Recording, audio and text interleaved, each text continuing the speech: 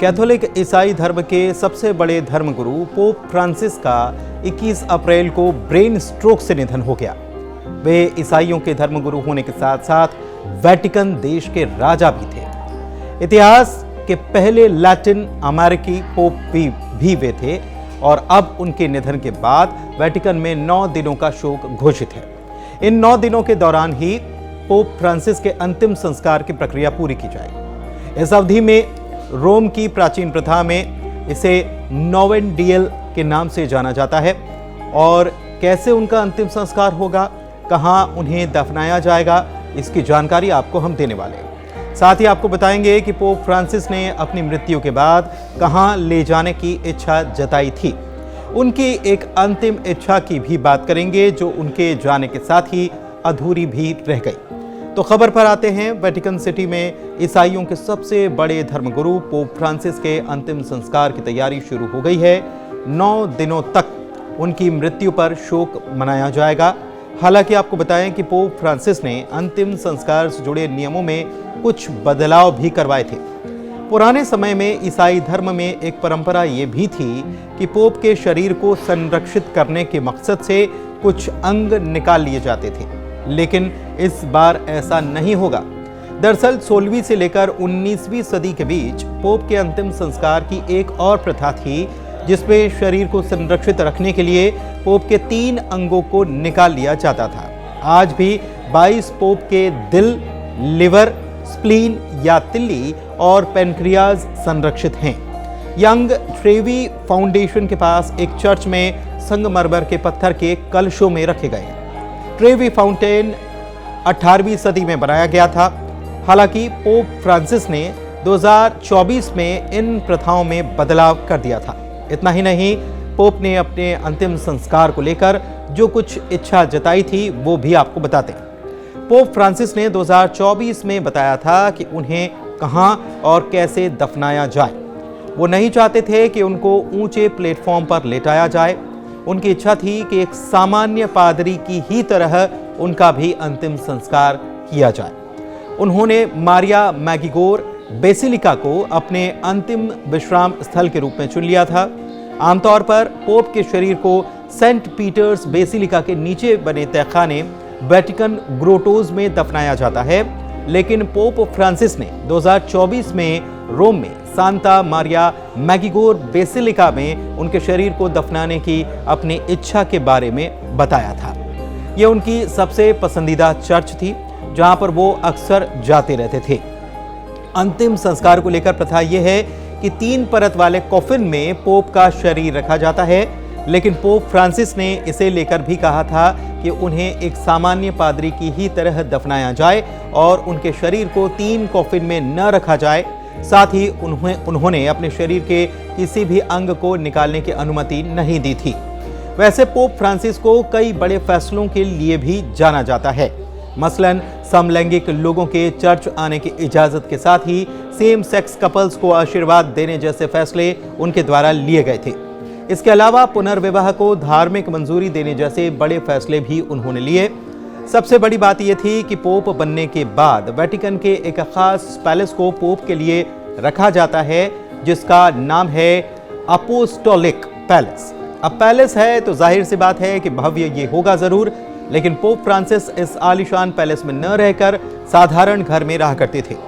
पारंपरिक सोने की अंगूठी के बजाय वो चांदी की अंगूठी पहना करते थे और यही अंगूठी मुहर के लिए भी काम आती है। मुहर जब लगाई जाती है, क्योंकि वेटिकन सिटी पोप जो होते हैं वो वेटिकन सिटी के राजा भी होते हैं और किसी भी आदेश पर मुहर लगाने का काम जो है उनकी अंगूठी के द्वारा किया जाता है। जब किसी पोप की मृत्यु हो जाती है तो उस अंगूठी को भी उसी वक्त तोड़ दिया जाता है। वैसे आपको बताएं कि पोप फ्रांसिस तभी चर्चा में आए थे जब जेल जाकर उन्होंने महिला कैदियों के पैर धोए थे। सबसे बड़ी बात यह है कि वे लोगों से खुद फोन पर बात किया करते थे। इतना ही नहीं, पोप फ्रांसिस ने अप्रैल 2014 में पहली बार चर्च में बच्चों के साथ होने वाले यौन शोषण की बात को स्वीकार किया और सार्वजनिक माफी भी मांगी। चर्च के पादरियों की तरफ से किए गए इस अपराध को उन्होंने नैतिक मूल्यों की गिरावट भी कहा था। जैसा कि हमने आपको बताया कि पोप फ्रांसिस ईसाइयों के धर्मगुरु होने के साथ साथ वेटिकन देश के राजा भी थे। दरअसल वेटिकन दुनिया का सबसे छोटा देश है इसका आकार सिर्फ 0.49 स्क्वायर किलोमीटर है। ये इटली की राजधानी रोम के अंदर बसा है। ये छोटा सा देश दुनिया की 130 करोड़ कैथोलिक आबादी की आस्था का केंद्र है। पोप यहाँ के राजनीतिक और धार्मिक नेता हैं। वेटिकन एक साम्राज्य है और पोप यहाँ के राजा कहलाते हैं। दुनिया में ईसाइयों की संख्या 240 करोड़ है। इनमें से 130 करोड़ कैथोलिक्स हैं। पोप को सेंट पीटर का उत्तराधिकारी माना जाता है। बताएं कि सेंट पीटर को ईसा मसीह ने अपने अनुयायियों का नेतृत्व करने के लिए चुना था। वे पहले पोप बने थे। वेटिकन कैथोलिक चर्च के प्रमुख यानी कि पोप का निवास स्थान है। पोप यहाँ के एपोस्टोलिक पैलेस में रहते हैं, जिसकी जानकारी हमने दी, लेकिन पोप फ्रांसिस इसमें नहीं रहते थे। वेटिकन इटली की राजधानी रोम से घिरा हुआ है और यहाँ कई देशों के पादरी और नन रहते हैं। और यहाँ की आबादी सुनेंगे तो आप हैरान हो जाएंगे। महज 764 लोगों की आबादी है। अब हम आपको बताते हैं कि पोप की मौत की घोषणा कैसे होती है, क्या इसके पीछे परंपरा है। तो पोप के अलावा कैथोलिक चर्च के दुनिया भर में 252 प्रमुख पादरी हैं, जिन्हें कार्डिनल कहा जाता है। और ऐसे 5 कार्डिनल्स भारत में भी हैं और इनकी नियुक्ति पोप फ्रांसिस ने भी की थी। इन्हीं में से एक वेटिकन के सबसे सीनियर कार्डिनल पोप की मृत्यु की पुष्टि करते हैं। इन्हें कैमल लेंगो कहा जाता है। अभी ये पद आयरिश मूल के कार्डिनल केविन फेरेल के पास है और कैमल लेंगो ही चर्च के अंदर पोप की मृत्यु के बाद उनके निजी प्रार्थना कक्ष यानी कि चैपल में उनके पार्थिव शरीर को देखते हैं। उसके बाद उन्हें उठाने के लिए उनका नाम पुकारा जाता है।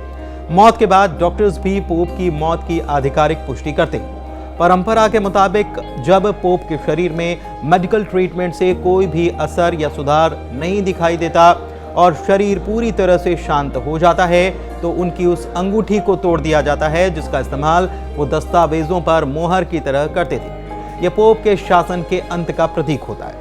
इसके बाद पोप के चैपल को, जहां उनका निजी प्रार्थना कक्ष होता है, उसको पूरी तरह से सील कर दिया जाता है।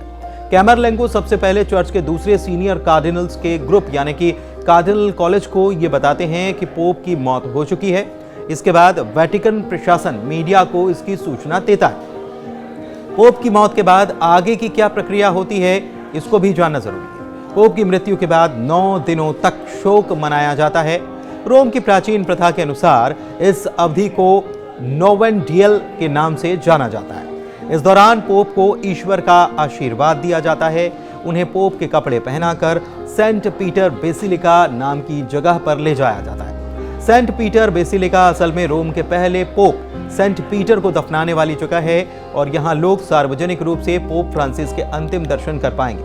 पोप के शव को आमतौर पर उनके निधन के 1 हफ्ते के बाद दफनाया जाता है और इस प्रक्रिया की अगुवाई कार्डिनल कॉलेज के डीन करते हैं। अभी यह पद 91 वर्ष के इटली के जियोवानी बतिस्ता के रे के पास है। आमतौर पर पोप के शरीर को सेंट पीटर्स बेसिलिका के नीचे बने तहखाने वेटिकन ग्रोटोज में ही दफनाया जाता है, लेकिन पोप फ्रांसिस के मामले में ऐसा नहीं होगा। उन्हें रोम में सांता मारिया मैगिगो बेसिलिका में दफनाया जाएगा। इसके बाद नए पोप के चयन की प्रक्रिया भी शुरू हो जाएगी। अगले पोप की चयन प्रक्रिया को पैपल कॉन्क्लेव कहा जाता है। यह सम्मेलन आमतौर पर पोप का पद खाली होने के 15 से 20 दिन के बाद होता है। इसका मतलब पोप का चुनाव कराने के लिए कार्डिनल्स की गुप्त बैठक होती है।